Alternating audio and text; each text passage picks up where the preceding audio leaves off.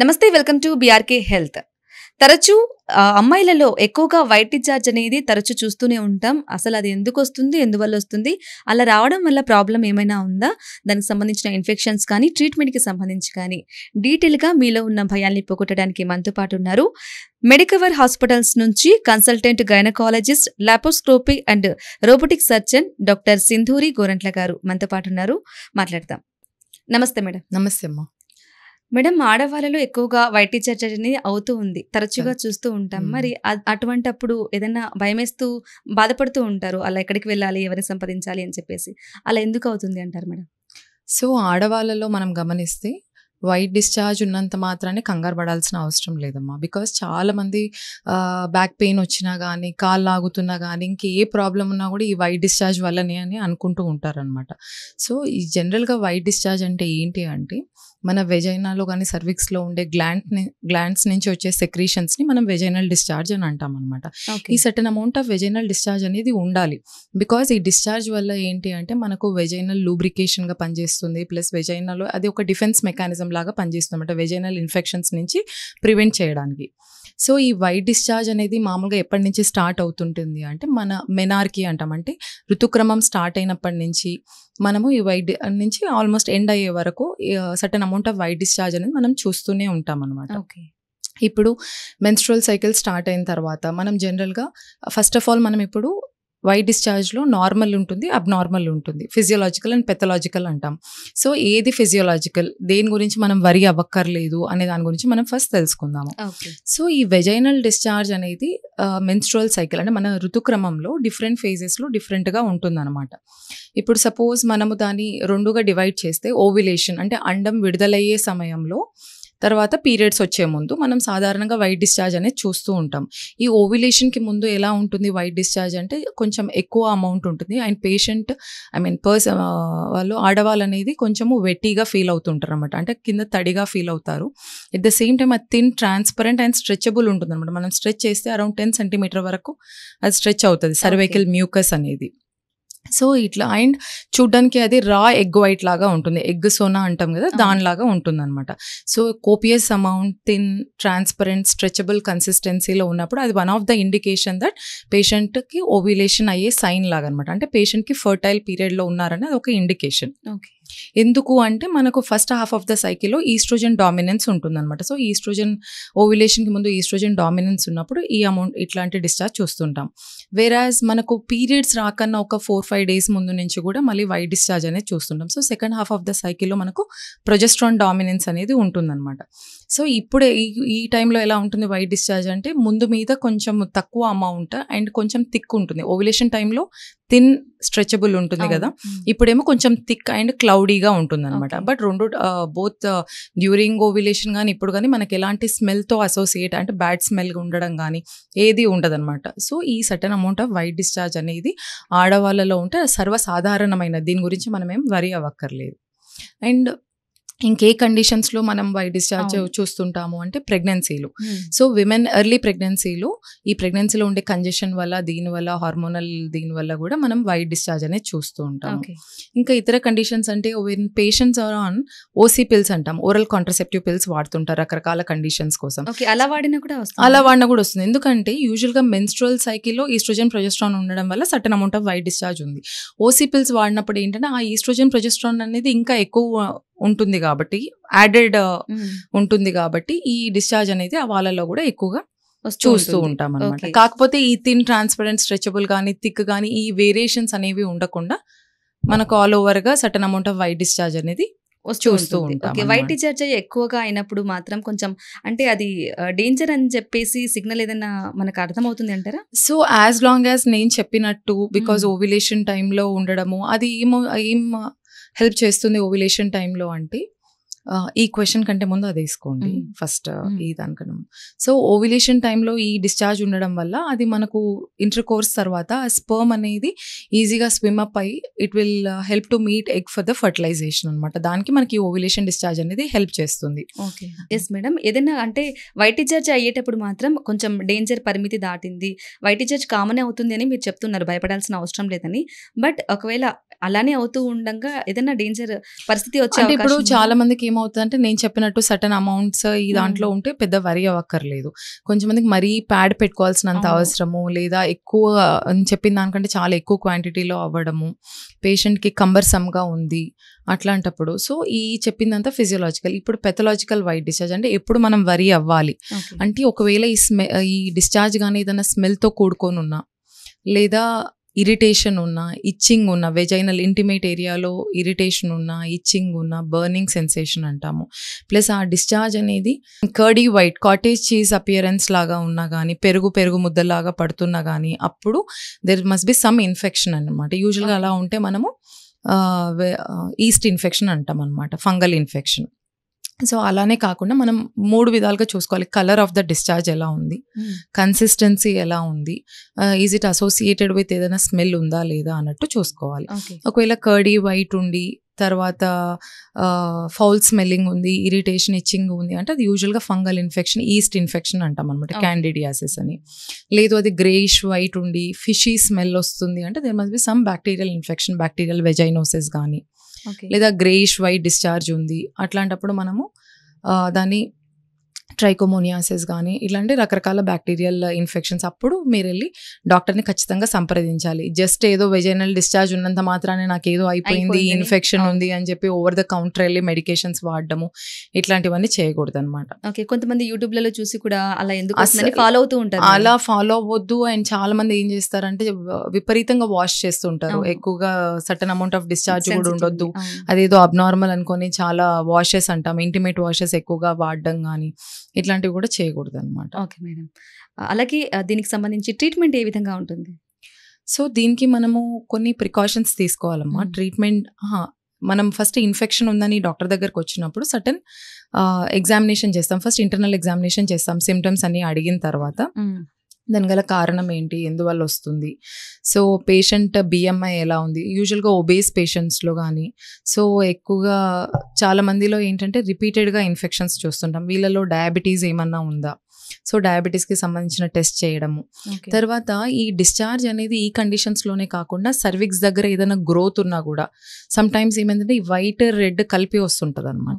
అప్పుడప్పుడు పీరియడ్స్కి ముందల రావడం అది okay, but middle of the పీరియడ్లో కూడా అప్పుడప్పుడు రెడ్డిష్ వైట్ డిశ్చార్జ్ అలాగానే ఉందంటే మనం ఒకసారి పర్స్పెక్యులం ఎగ్జామినేషన్ చేసి మనము సర్విక్స్ అంటే గర్భసంచి ముఖద్వారం దగ్గర ఏదైనా గ్రోత్ ఉందా, అంటే పాలిప్స్ ఏమైనా ఉన్నాయా, అక్కడ ఎరోజన్ ఏమైనా ఉందా, దాన్ని క్రానిక్ సర్వీసైటిస్ అంటాం. సో సర్వైకల్కి ఏమైనా ఇన్ఫెక్షన్స్ ఉన్నాయా అని మనం తరవుగా ఎగ్జామినేషన్ చేసి ఫ్యూ బ్లడ్ చెక్స్ పంపించి యూజువల్గా షుగర్స్ ఎవాల్యుయేట్ చేయడం కానీ అవన్నీ చూసుకొని, ఒకవేళ మనకు సర్విక్స్ దగ్గర ఏదైనా గ్రోత్ లాగా అనిపించినా, ఏదైనా డౌట్ లాగా అనిపించినా అక్కడి నుంచి మనము చిన్న బయాప్సీ ప్యాప్స్మియర్ తీసి పంపివ్వడము, లేదా చిన్న ముక్క బయాప్సీ తీసి పంపివ్వడము మనకు అనిపించే దాన్ని బట్టి.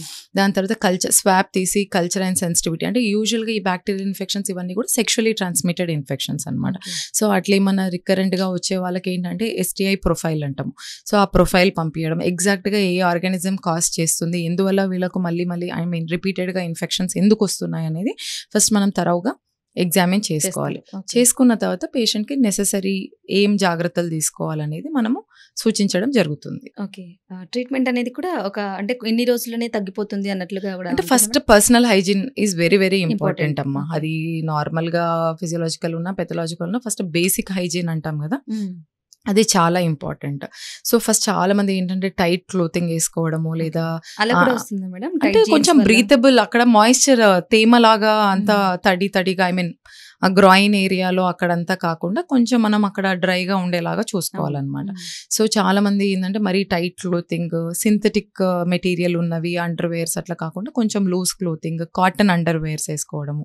తర్వాత అది ప్రాపర్గా వాష్ చేస్తున్నారా లేదా, ప్రాపర్గా సన్లైట్లో డ్రై చేస్తున్నారా లేదా, ఇవి చిన్నవే కానీ అప్పుడప్పుడు ఏంటంటే దానివల్ల కూడా మనం ప్రాబ్లమ్స్ చూస్తుంటాం. సో ఫస్ట్ హైజీన్ అనేది ప్రధానంగా మనం తీసుకోవాల్సిన కేర్ అనమాట. సో నేను చెప్పినట్టు లూజ్ క్లోతింగ్, కాటన్ అండర్వేర్, దాని తర్వాత ఊరికే మనము నేను ఇందాక చెప్పినట్టు సెంటెడ్ సోప్స్ వాడడం కానీ, ఎక్కువ అక్కడ డియోడ్రెంట్స్ వాడడం కానీ, చాలామంది అక్కడ ఏ స్మెల్ ఉండొద్దని ముందుకే వాడుతుంటారు అనమాట.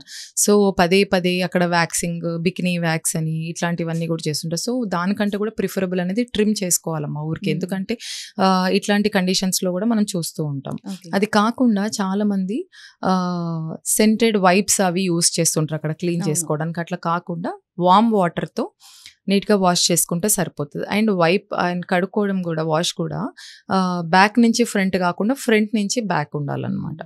సో ఆ చిన్న చిన్న కేర్ కూడా తీసుకోవాలి. Okay madam. అలాగే ఫుడ్ డైట్కి సంబంధించి కూడా ఉంటుందా? ఫుడ్ పౌష్టికమైన పదార్థాలు తీసుకోవాలి, న్యూట్రిషియస్ ఫుడ్గా ఇట్లాంటివి అయితే ఖచ్చితంగా తీసుకోవాలి. యూజువల్గా ఆ వెజైనల్ pH అనేది ఆల్టర్ కాకుండా చూసుకోవాలి. అండ్ దాని తర్వాత ట్రీట్మెంట్ పార్ట్కి వస్తే మనం కేటగరైజ్ చేసుకోవాలి. అది ఏ దాని వల్ల వచ్చింది, అది ఫంగల్ ఇన్ఫెక్షనా, బ్యాక్టీరియల్ ఇన్ఫెక్షనా. ఒకవేళ ఫంగల్ ఇన్ఫెక్షన్ అనుకోండి, ఇప్పుడు చిన్న పిల్లలు అంటే కొంచెంమంది స్విమ్మింగ్ వల్ల కానీ ఇట్లాంటి వాళ్ళలో చూసినప్పుడు యూజువల్గా ఓరల్ మెడికేషన్ ఇవి ఇస్తామన్నమాట. అట్లా కాకుండా సెక్షువల్గా యాక్టివ్ ఉన్న వాళ్ళకి కానీ, మ్యారీడ్ వాళ్ళకి కానీ వస్తే మనం వెజైనల్ సపోజిటరీస్ పెట్టొచ్చు. వెజైనల్ అది కాకుండా టాపికల్గా క్రీమ్స్ కూడా ఉంటాయి. ఒకవేళ బ్యాక్టీరియల్ ఇన్ఫెక్షన్ ద్వారా వస్తే మాత్రం యాంటీబయాటిక్స్ ఇవ్వడము అట్లాంటివి చూస్తూ ఉంటాం అన్నమాట. ఓకే. కొంచెం మందిలో ఏంటంటే ఎంత ట్రీట్ చేసినా కానీ రిపీటెడ్గా మళ్ళీ 3-4 మంత్స్కి చూస్తుంటారు. ఇప్పుడు చాలామంది ఆడవాళ్ళని మనం చూస్తే మేడం ట్యాబ్లెట్స్ వాడినప్పుడు తగ్గింది మళ్ళీ వస్తుంది అంటారు. సో యూజువల్గా ఈ వెజైనల్ ఇన్ఫెక్షన్స్ ఉన్నప్పుడు ఓన్లీ వైఫ్కి ఆర్ ఫీమేల్ పేషెంట్కే కాకుండా ఇద్దరు కపుల్కి ట్రీట్మెంట్ చేయాలి. అది వైఫ్ అండ్ హస్బెండ్కి కానీ, బోత్ పార్ట్నర్స్కి కానీ ఇద్దరికి ట్రీట్మెంట్ ఇవ్వడం అనేది జరగాలి. ఓన్లీ ఇప్పుడు మనం చాలా మటుకు గమనిస్తున్నాం, ఓన్లీ ఫీమేలే వచ్చి తనే వాడి మళ్ళీ ఉంటుంది. సో చాలా మంది హస్బెండ్స్ వాడాలంటే మాకు ఎలాంటి సిమ్టమ్స్ లేవు, మాకు ఎలాంటి కంప్లైంట్ లేదు, మేము ఎందుకు వాడాలి అన్నట్టు ఉంటారు. సో ఎవరికి సిమ్టమ్స్ ఉన్నా అదేంటంటే వాళ్ళు మళ్ళీ ఇంటర్ కోర్స్లో ఉన్నప్పుడు హస్బెండ్ నుంచి వైఫ్కి కానీ, వైఫ్ నుంచి హస్బెండ్కి కానీ వెళ్ళే అవకాశం ఉంటుంది. కాబట్టి ఖచ్చితంగా ఇద్దరు కపుల్కి ట్రీట్మెంట్ చేయడం అనేది very very important. Okay madam. Pregnant ladies ఉంటారు కదా, సో వాళ్ళు ప్లాన్ చేసుకునేటప్పుడు ప్రెగ్నెన్సీని ఇలా వచ్చినప్పుడు చాలా మంది భయపడుతూ ఉంటారు, మరి వెళ్ళాలా? ప్రెగ్నెన్సీలో సర్టెన్ వైట్ డిశ్చార్జ్ అనేది నేను ఇందాక చెప్పినట్టు కామన్. అట్లా కాకుండా మళ్ళీ ఇచ్చింగ్ కానీ యూజువల్గా ఈ ఇన్ఫెక్షన్స్ అనేవి మనము ఇమ్యూనో కాంప్రమైజ్డ్ స్టేట్ ఉన్న పేషెంట్లో కూడా చూస్తున్నాం. So pregnancy is also one of the immuno compromise state అనమాట. వాళ్ళలో కూడా అప్పుడప్పుడు ఇది వచ్చే అవకాశం ఉంటుంది. వచ్చినప్పుడు వెజైనల్ సపోజిటరీస్ ఇవ్వడం కానీ, టాపికల్ క్రీమ్స్ పెట్టడం కానీ జరుగుతూ ఉంటుంది. సో మనము ఇంకే కండిషన్స్ వల్ల ఇప్పుడు విటమిన్ డెఫిషియన్సీ ఉంటుంది, సపోజ్ బాగా విటమిన్ డి బాగా తక్కువ ఉన్న పేషెంట్స్కి కానీ, లేదా షుగర్స్ అన్కంట్రోల్డ్గా ఉన్న వాళ్ళకి కానీ, ఇట్లాంటి వాళ్ళలో కూడా మనము ఇవి చూస్తూ ఉంటాం అనమాట. సో ఫస్ట్ వాళ్ళ షుగర్స్ కంట్రోల్ చేయడం, బాగా ఒబేసిటీ ఉన్న పేషెంట్స్కి వెయిట్ తగ్గమని, షుగర్స్ ఖచ్చితంగా ఇంపాక్ట్ చేస్తుంది అనమాట. అది ఎందుకంటే diabetes is one of the immuno compromise state కాబట్టి, సో ఇమ్యూనిటీ తగ్గినప్పుడు న్యాచురల్గా our body will be welcoming the infections అనమాట. సో షుగర్స్ని కంట్రోల్లో ఉంచుకోవడము, దాని తర్వాత ఇలా వెయిట్ తగ్గడము, ఇలా కంటిన్యూగా వైట్ డిశ్చార్జ్ అవుతూ ఉన్నప్పుడు లేడీస్కి ఏదైనా ఇబ్బంది వచ్చే అవకాశం ఉందంటారా ఫర్దర్గా ప్రెగ్నెన్సీ ప్లానింగ్ చేసుకునేటప్పుడు? ఫర్టిలిటీ పైన ఎలా ఇంపాక్ట్ ఉంటుందంటే ఈ రికరెంట్ ఇన్ఫెక్షన్స్ అనేవి ఊరికే వస్తూ ఉండు, ఎస్పెషలీ ఈ సెక్షువలీ యాక్టివ్గా ఉన్న ఫీమేల్స్కి కానీ ఆర్ మల్టిపుల్ పార్ట్నర్స్తో ఉన్న వాళ్ళకి కానీ మనం ఏం చేస్తూ ఉంటాం అంటే ఈ ఇన్ఫెక్షన్ అనేది అసెండింగ్ పైకి యూట్రస్కి, అదేవిధంగా ట్యూబ్స్కి కూడా వచ్చి ఇన్ఫెక్ట్ యూట్రస్ లోపల అడేషన్స్ అంటాం అనమాట. అడేషన్స్ ఫామ్ అవ్వడం కానీ, ట్యూబల్ బ్లాక్స్ అవ్వడం కానీ, లేదా ట్యూబ్లో ఇన్ఫెక్షన్ హైడ్రోసాల్పింగ్స్ కానీ, పయోసాల్పింగ్స్ కానీ ఇవన్నీ ఉన్నప్పుడు ఏంటంటే ట్యూబల్ బ్లాకేజ్ చూస్తుంటాం అనమాట. ఇది కూడా ఒక విధంగా మన ఫర్టిలిటీని ఇంపాక్ట్ చేసి అది ఇన్ఫర్టిలిటీకి వన్ ఆఫ్ ద కారణం అవుతుంది అనమాట. సో రైట్ టైంలో ట్రీట్మెంట్ తీసుకోవడము, అది ఫర్దర్గా రికరెంట్ అవ్వకుండా ఎలాంటి జాగ్రత్తలు తీసుకోవడము, సరైన ఇన్వెస్టిగేషన్స్ చేయించుకొని సరైన ట్రీట్మెంట్ చేయించుకోవడం వల్ల ఇది ఫర్దర్గా ఎక్కువ లోపలికి వెళ్ళకుండా, అంటే యూట్రస్ కానీ ట్యూబ్స్ కానీ డ్యామేజ్ అవ్వకుండా మనం చూసుకోవచ్చు. ఓకే. అదేవిధంగా గర్భసంచి ముఖద్వారం దగ్గర నేను ఇందాక చెప్పినట్టు ఒకవేళ సర్విక్స్ ఎందుకు వస్తుందని చూసుకొని మనకు దాంట్లో ఏదైనా ప్రీ క్యాన్సరస్ ఉందా, అప్పుడప్పుడు బ్లీడ్ ఆన్ టచ్ అంటాం, అంటే క్యాన్సరస్గా ఏమైనా ఉందా అనేది మనం నిర్ధారించుకొని, if it is a simple cervicitis క్యాన్సర్గా ఏమీ లేదు అన్నప్పుడు మనం దానికి సంబంధించి యాంటీబయాటిక్స్ అవి పెట్టి, అది కాకుండా క్రయో అంటాం అనమాట. క్రయో అంటే సర్విక్స్కి మనము ఐస్ లాగా పెట్టి ఆ లేయర్ అంతా షెడ్ అయిపోయి అక్కడ కొత్త లేయర్ వచ్చేలాగా ఉంటుంది, ఆ విధంగా చేయొచ్చు. లేదా ఎలక్ట్రోకార్టరీ అంటాము. సో ఎలక్ట్రోకార్టరీ పెట్టడం కానీ, లేదా కోనైజేషన్, ఇట్లాంటివన్నీ చూడవచ్చు. ఒకవేళ మనకు సర్వైకల్ క్యాన్సర్ లాగా అలా ఏమైనా నిర్ధారణ అయితే దెన్ అప్పుడు మనము హిస్టెక్టమీ చేయడం కానీ, ఫాలోడ్ బై కీమో, రేడియేషన్ అట్లాంటివన్నీ చేసుకోవచ్చు. సో మనం ఏదైనా కూడా తరోగా పేషెంట్ సిమ్టమ్స్ విని అదేవిధంగా ఎగ్జామినేషన్ చేసుకొని ఎక్కడ ఏముందనేది మనం కరెక్ట్గా డయాగ్నోస్ చేసి దాన్ని బట్టి మనం ట్రీట్మెంట్ ఇవ్వడం జరుగుతుందన్నమాట. మేడం కొంతమందికి అపోహ అనేది ఉంటుంది. అంటే కడుపులో గడ్డలు రావడం వల్ల వైట్ డిశ్చార్జ్ అవుతుంది. లేదంటే లోపల వాటర్ బబుల్స్ ఉండడం వల్ల గర్భసంచిలో ఇటువంటి వైట్ డిశ్చార్జ్ అనేది అవుతూ ఉందేమో అనే భయం కూడా ఉంటూ ఉంటుంది. మరి వాటి వల్ల కూడా ఉండే అవకాశం ఉందంటారా? లేకుంటే నార్మల్‌గానే అవుతుందంటారా? నాది చెప్పాను కదండి. హ్మ్. ఇప్పుడు అగైన్ ఇట్స్ మన వెజనల్ డిశ్చార్జ్ అనేది మన హార్మోనల్ ఇన్ఫ్లుయెన్స్‌ని బట్టి ఉంటుందన్నమాట. సో ఒకవేళ ఈస్ట్రోజన్ గానీ ఎక్కువగా ఉన్నా అప్పుడు కూడా మనకు వైట్ డిశ్చార్జ్ అనేది అవుతుంటుంది.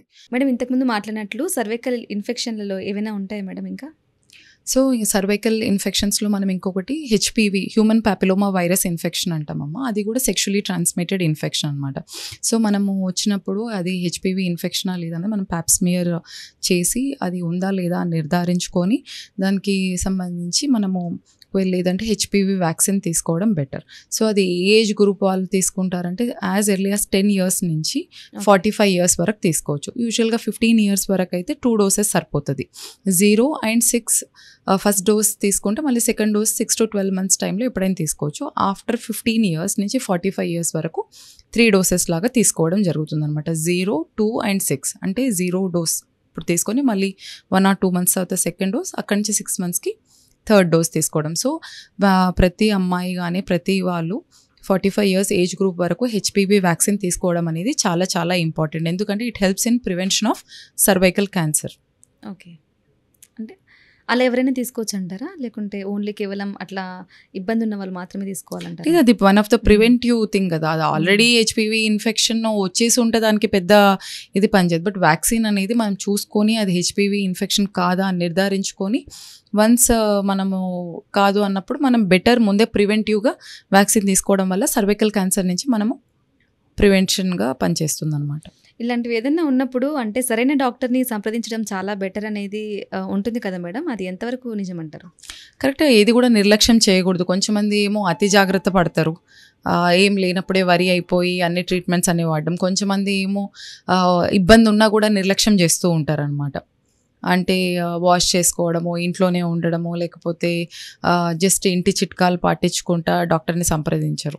సో మేము చెప్పినట్టు వాళ్ళకి ఇబ్బందిగా ఉంది, బ్యాడ్ స్మెల్ వస్తుంది, వైట్ అండ్ రెడ్ కలిసి వస్తుంది, ఈవెన్ పీరియడ్స్ ముందు అంటే సరే మేబీ పీరియడ్స్ ఆన్సెట్ అవుతుంది. సో ఇన్ బిట్వీన్ పీరియడ్స్ కానీ వైట్ అండ్ రెడ్ కలిపి వస్తుంది అన్నప్పుడు అది ఒక వార్నింగ్ సైన్ లాగా తీసుకొని వెంటనే డాక్టర్ని సంప్రదించి నెసెసరీ ట్రీట్మెంట్ తీసుకోవడం అనేది ఇంపార్టెంట్.